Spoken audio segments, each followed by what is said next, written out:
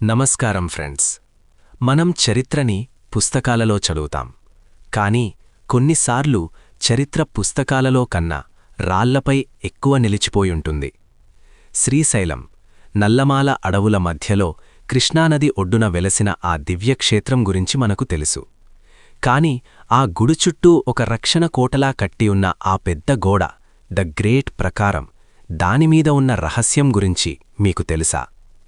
ప్రతిరోజు లక్షలాది మంది భక్తులు ఆ గోడ పక్కనుండే వెళ్తారు. కాని ఎవ్వరూ ఆగి ఆ రాళ్లని, ఆ శిల్పాలని నిశితంగా గమనించరు. ఒకవేళ గమనిస్తే మీకొక షాక్ తగలడం ఖాయం. ఎందుకంటే ఆ గోడలపై కేవలం దేవుళ్ళు మాత్రమే లేరు. యుద్ధాలున్నాయి, వేటగల్లున్నారు, మరియు మన దేశానికి సంబంధం లేని విచిత్రమైన వేషధరణ ఉన్న మనుషులు కూడా ఉన్నారు. అసలు ఎవరు వాళ్ళు? ఆ శిల్పులు మనకు ఏం చెప్పాలనుకున్నారు? ఈ ప్రకారం గోడ హైట్ దగ్గర 20 అడుగులుంటుంది. ఇది కేవలం ఒక కాంపౌండ్ వాల్ కాదు, ఇది ఒక లైబ్రరీ. ఆ కాలం నాటి సామాజిక పరిస్థితులని, యుద్ధతంత్రాలని కళ్లకు కట్టినట్టు చూపించే రాళ్ల పుస్తకం. ఈ గోడల నిండా ఎన్నో వేల శిల్పాలున్నాయి. కాని ఇందులో కొన్ని శిల్పాలు అవుట్ ఆఫ్ ప్లేస్ ఆర్టిఫాక్ట్స్ లాగా అనిపిస్తాయి. ఫ్రెండ్స్, ఈ రహస్యాన్ని ఇంకా డెప్త్గా అనలైజ్ చేసే ముందు ఒక చిన్న మాట. మనం మన చరిత్రని, మన సంస్కృతిని, ఇలాంటి అన్నోన్ ఫ్యాక్ట్స్ని డిగప్ చేసి మీ ముందుకు తెస్తున్నాం. ఈ ప్రయత్నం మీకు నచ్చితే ప్లీజ్ ఇప్పుడే మన ఛానల్ని సబ్స్క్రైబ్ చేసుకోండి. ఆ బెల్ ఐకాన్ని కూడా కొట్టండి, సో దాట్ ఇలాంటి మిస్టరీస్ని మీరు మిస్ అవ్వకుండా చూడొచ్చు. చేశారా? ఇక విషయంలోకి వెళ్దాం. ఇప్పుడు స్క్రీన్పై ఈ శిల్పాన్ని చూడండి. దీనిని బాగా గమనించండి. ఈ వ్యక్తి ధరించిన డ్రెస్, ఆయన తల పాగా, హెల్మెట్, ఇంకా ఆయన చేతిలో ఉన్న ఆయుధం, ఇవి మన సౌత్ ఇండియన్ స్టైల్లాగా అనిపిస్తున్నాయా? ఖచ్చితంగా కాదు. చరిత్రకారుల ప్రకారం శ్రీశైలం ప్రకారం నిర్మాణం కాకతీయుల కాలంలో మొదలై విజయనగర రాజుల కాలంలో పూర్తి అయింది.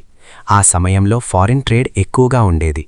కాని కొన్ని శిల్పాలు చూస్తే అవి రోమ్ దేశ సైనికులలాగా లేదా మిడిల్ ఈస్ట్కి చెందిన వారిలాగా ఉన్నారు. అంటే ఆ కాలంలోనే శ్రీశైలం ఒక ఇంటర్నేషనల్ హబ్గా ఉండేదా? లేదా మన శిల్పులు వేరే దేశాలకు వెళ్ళి అక్కడ చూసిన విషయాలని ఇక్కడ రాళ్లపై చెక్కరా?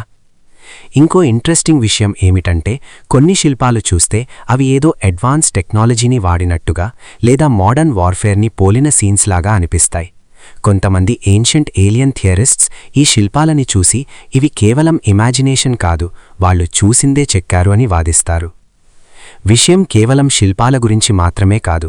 అసలు ఆ గోడ నిర్మాణం ఏ రేంజ్లో జరిగిందంటే, ఈరోజు మనం వాడే సిమెంట్ కానీ మట్టి కానీ లేకుండా కేవలం ఇంటర్లాకింగ్ సిస్టంతో తన బరువు మీద తానే నిలబడేలాగా ఆ పెద్ద రాళ్ళని డిజైన్ చేశారు.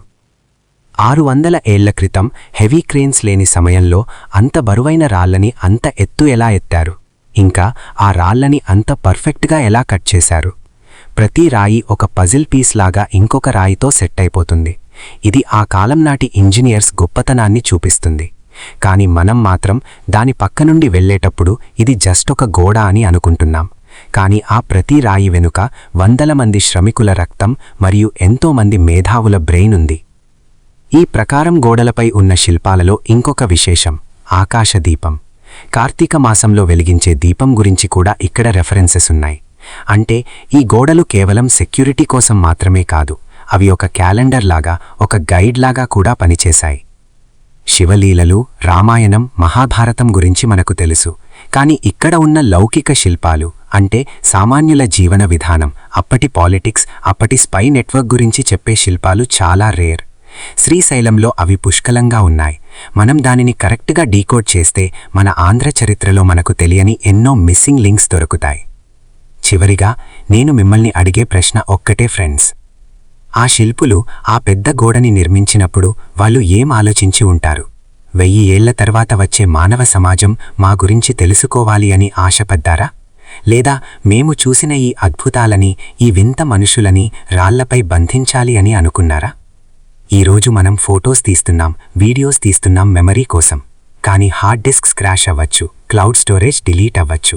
కానీ ఆ రాళ్ళు యుగాలు మారినా, రాజ్యం మారినా మేము ఉన్నాం, ఇది మా కథ అని గర్వంగా చెప్తూనే ఉన్నాయి. నెక్స్ట్ టైం మీరు శ్రీశైలం వెళ్ళినప్పుడు మల్లాన్నని దర్శించుకునే ముందు ఒక్క నిమిషం ఆగి ఆ గోడని తాకి చూడండి. మీకు రాయి తగిలితే అది రాయి, కాని దాని వెనుక ఉన్న కథను వింటే అది చరిత్ర. మరొక అద్భుతమైన వీడియోతో మళ్ళీ కలుద్దాం. జై హింద్.